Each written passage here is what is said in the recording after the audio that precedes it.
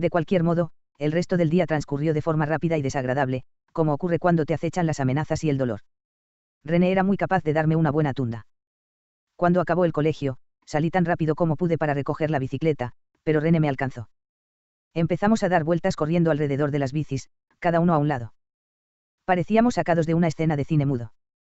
Mientras siguiera dando vueltas no me agarraría, pero mi estrategia no podía durar para siempre.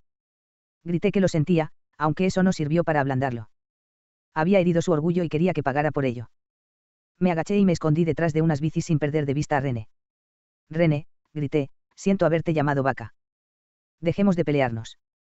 Empezó a acercarse a mí de nuevo. Le dije, René, siento habértelo dicho, de verdad. Y aún quiero que vayamos al cine. Esto no era solo táctica, era algo sincero. Si no hubiera sido así, lo que ocurrió a continuación no habría ocurrido. René dejó de dar vueltas. Me miró fijamente y se puso a llorar. Y entonces salió corriendo. Era todo un resumen de las relaciones entre blancos e indígenas en nuestro pequeño y complicado pueblo. Nunca fuimos juntos al cine. Cuando mi amigo Chris empezó a discutir con chicos indígenas, no devolvía los golpes. No sentía que defenderse estuviera moralmente justificado, así que se llevó unas cuantas palizas. Nos quedamos con su tierra, escribiría más adelante. Eso estuvo mal. Es lógico que estén enfadados. Con el tiempo, poco a poco, Chris se apartó del mundo. Lo hizo, en cierta medida, por la culpa que sentía. Desarrolló un odio profundo por la masculinidad y las actividades masculinas. Para él, ir a la escuela, trabajar o encontrar novia formaban parte del mismo proceso que había llevado a la colonización de Norteamérica, al horrible callejón sin salida que suponía la Guerra Fría y a la depredación del planeta.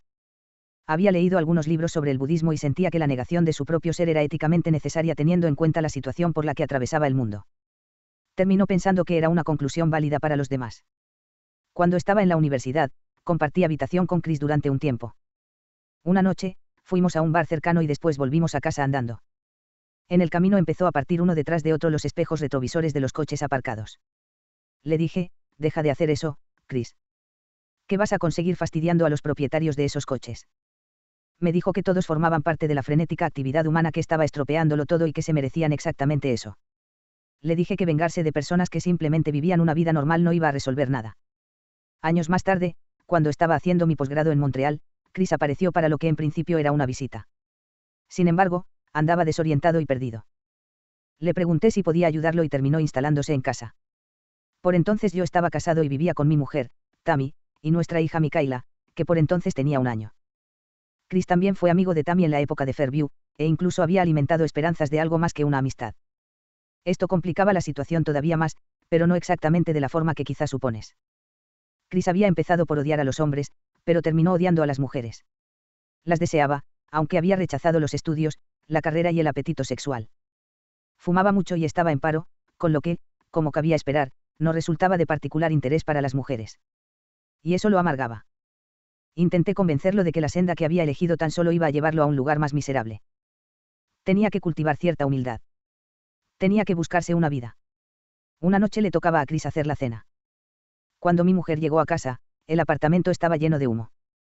Había unas hamburguesas achicharrándose en la sartén y Chris estaba a 4 patas intentando reparar algo que se había soltado del mueble de la cocina. Mi mujer sabía cómo se las gastaba.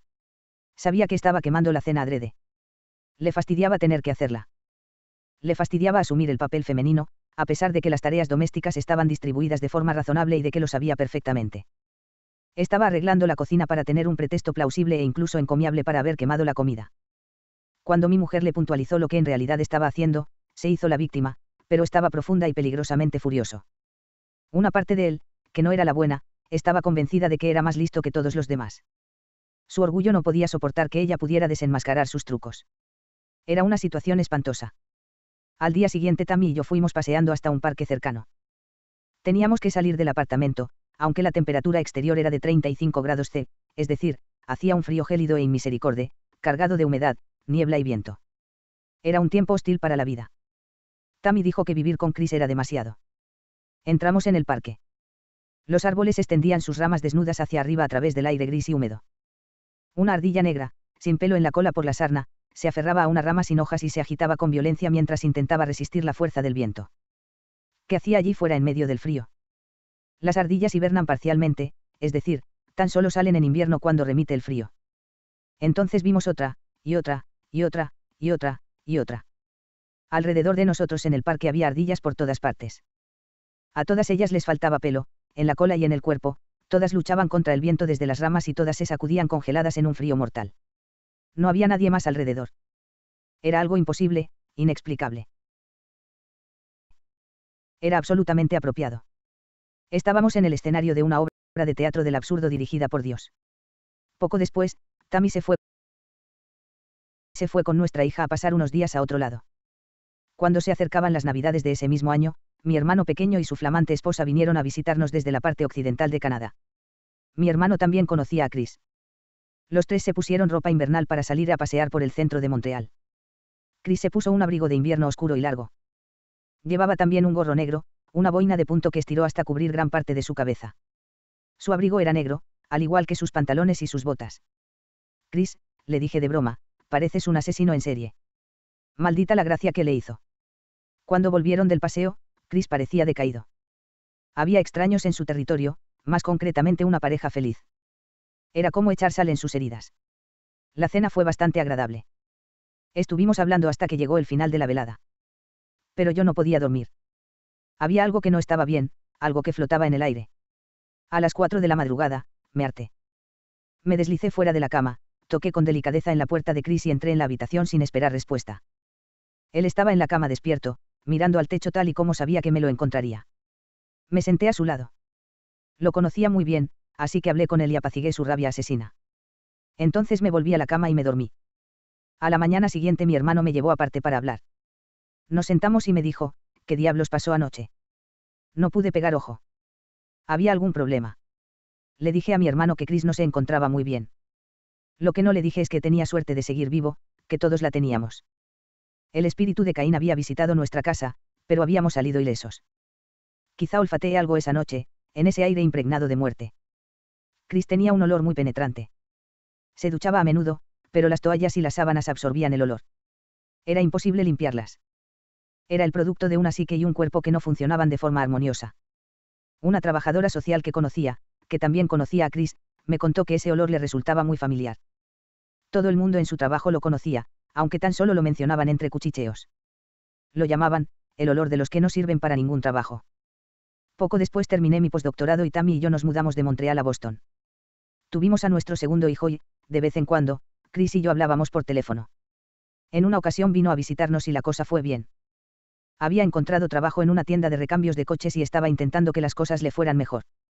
En ese momento no andaba mal. Pero la cosa no duró. No lo volví a ver en Boston. Casi 10 años más tarde, la noche antes de que cumpliera 40 años exactamente, me volvió a llamar.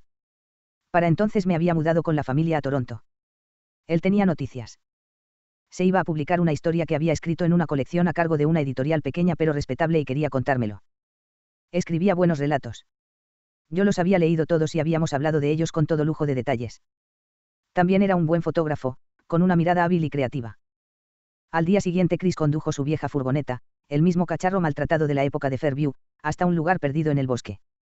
Colocó un extremo de una manguera en el desvencijado tubo de escape y el otro en la cabina del conductor.